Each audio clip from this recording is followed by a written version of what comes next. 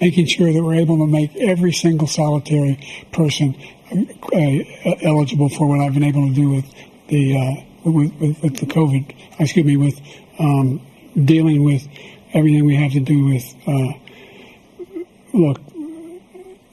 This was the exact moment that effectively ended the Biden campaign. The CNN presidential debate last month saw the US president fumble, meander, look exhausted, and everything in between. Making sure that we're able to make every single solitary person eligible for what I've been able to do with the COVID. But it still took Biden 24 days after that disastrous debate performance to drop out of the race to the White House. There was blood pouring everywhere, and yet, in a certain way, I felt... The bullet hit Trump, but it was Biden who took the fall. Did Biden quit the race too late? Is Kamala Harris now the official Democratic nominee? More importantly, can she beat Trump?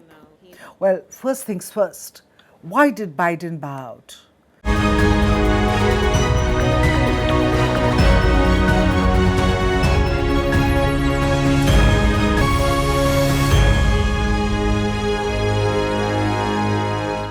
The anti-Trump, left-leaning Western media would have you believe that Biden ceded power to save democracy. Well, not quite. Just days ago, Biden had famously claimed that only God Almighty could compel him to quit the race. So what tipped his hand? Well, basically, everyone wanted Joe Biden gone. Even the people who didn't want him gone really wanted him gone. Biden's decision came during isolation at his Delaware beach house with COVID-19. On his TV screen and social media, he must have been watching Democrats deserting him one after the other. That must have been painful for the US president, who has so far been deluded by his coterie that he had it in him to take this fight to the finish. There was blood pouring everywhere, and yet, in a certain way, I felt very safe because I had God on my side. What was perhaps worse was the simultaneous hailstorm of support for Trump since the assassination bid at the Pennsylvania campaign rally. The bullet, as I said, hit Trump, but it was Joe Biden who took the fall. The writing was on the wall, and maybe God Almighty helped Mr. Biden while he was in isolation to finally read it. So on Sunday, Biden took to social media to announce that he was indeed exiting the race. He was quick to endorse Kamala Harris as the Democratic presidential nominee. But that road is still a steep climb, given that prominent Democrats like President Barack Obama and former Speaker Nancy Pelosi have not yet thrown their weight behind her.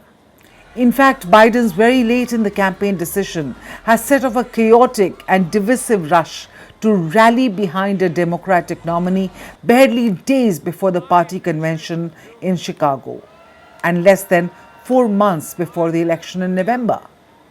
Now, given the situation, the new Democratic presidential nominee now faces the impossible task of building up a new campaign in a matter of days amid chaos and divisions. Worse, he or she faces a united Republican Party that just ended its euphoric convention in Milwaukee last week, convinced that they are on their way to victory. Now, Kamala Harris or whoever picks up the baton faces a daunting mission: to fight and win against an opponent who already seems to be inching towards the finishing line after the failed assassination bid, his quote-unquote heroic response to it, and his growing popularity in the polls. If Kamala Harris wins November, Biden will have secured his history, going down as a one-term president who put the nation above his own personal ambition. But if not, Biden will bear the ignominy of abandoning the race too late and bringing back Trump into the White House.